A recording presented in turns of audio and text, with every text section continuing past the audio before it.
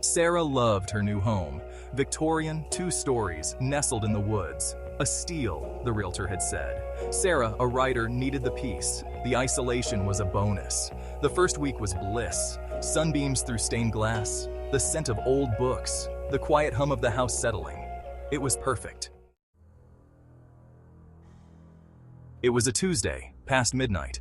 Sarah was asleep when a loud thump jolted her awake. Her heart raced. Silence hung heavy in the air. She listened intently.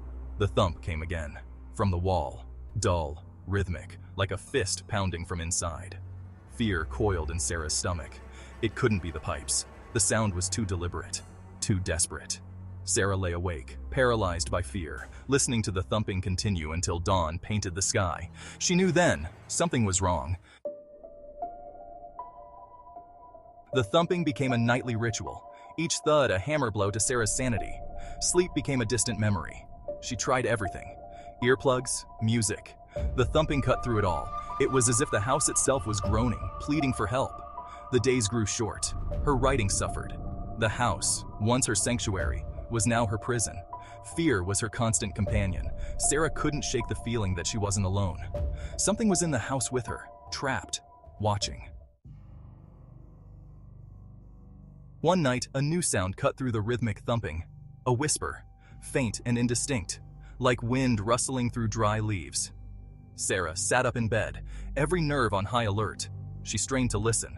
The whisper came again, closer this time. It seemed to snake through the walls, slithering towards her room. A cold dread washed over her. This was no ordinary house. The whispers grew louder, more insistent. They seemed to be calling her name, beckoning her into the darkness. Section 5. The search begins.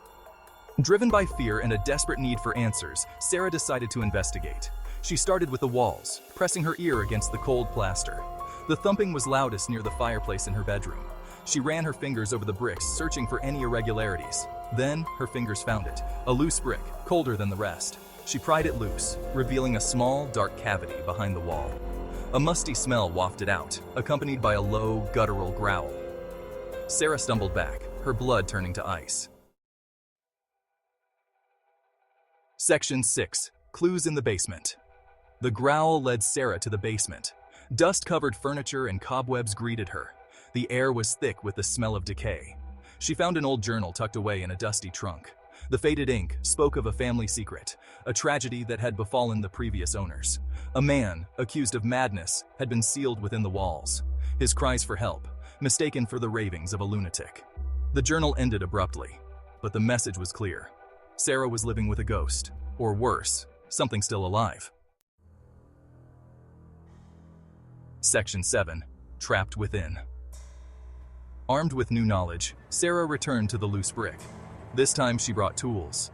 She worked tirelessly, driven by a mixture of fear and a strange sense of responsibility. As she removed each brick, the thumping grew louder, more frantic. The whispers intensified, morphing into anguished cries. Finally, she broke through, creating a hole large enough to see inside. The cavity was dark, except for a faint ethereal glow emanating from within.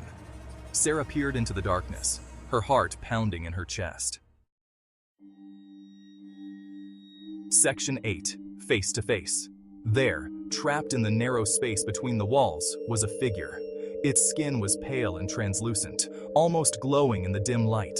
Its eyes, wide and hollow, stared back at Sarah. A low moan escaped its lips, a mixture of relief and unimaginable suffering. Sarah recoiled in horror. The whispers, the thumps, the fear that had haunted her nights. It was all real. But how could it be? The figure reached out a hand, its fingers long and skeletal. "Help me," it rasped, its voice a dry, rattling whisper. Section 9. A ghastly revelation. As Sarah stared at the trapped figure, recognition dawned on her face. The man, or what remained of him, bore a striking resemblance to someone she knew. She retrieved an old photograph from the journal.